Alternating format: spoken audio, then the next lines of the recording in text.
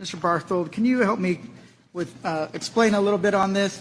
I was just looking at the chart here, and it says that in the calendar year 2027, someone that's making less than $15,000 will see an increase in federal taxes by 18.7%. Is that correct? Yes, Mr. Gomez, and that's a consequence of loss of that, premium tax credits, health care. Okay, so, and then in calendar year 2020, anybody making less than 15,000 sees an increase of 53.5%. Anybody who's making 15,000 to 30,000 sees an increase by 11.7%. Is that correct? What calendar year are we in, Mr. Gomez? 2029. That's the next page. 2029. Yes. And then we see the next page in 2031. Anyone making less than 15,000 sees that. Check this out. I thought this was a mistake. I thought I was not reading this correctly. An increase in their taxes of 74.3%. And from 15,000 to 30,000 of 20.6%. Is that correct? Or is that, did you guys make a mistake, or is that like?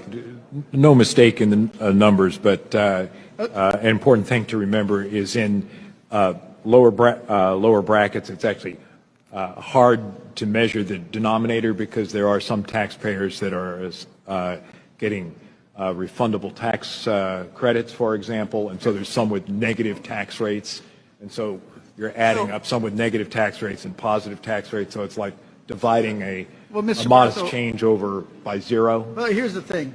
This is what your own tax brackets suggest.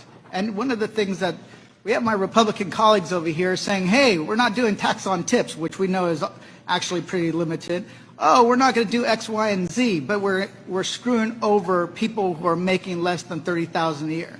And what I actually find offensive is because my parents never made more than $38,000 a year in their entire lifetime after working 4 to 6 jobs a week to make ends meet, right? And then we have Donald Trump and his chaotic, reckless tariff policy that is creating so much uncertainty that it's driving up the cost of living in this country.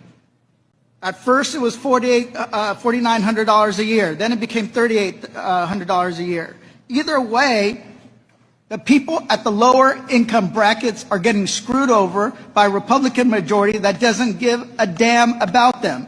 Then on top of that, we know this, the people that are under $30,000 a year are most likely to be on Medicaid, most likely to live in rural areas, more likely to be in urban areas that are the working poor. But then they're bragging about, you know what? The top income brackets make the most money, so we're going to give them the highest amount of refunds. That's insane. And they have no shame about it. You have no shame when it comes to hurting working men and women in this country.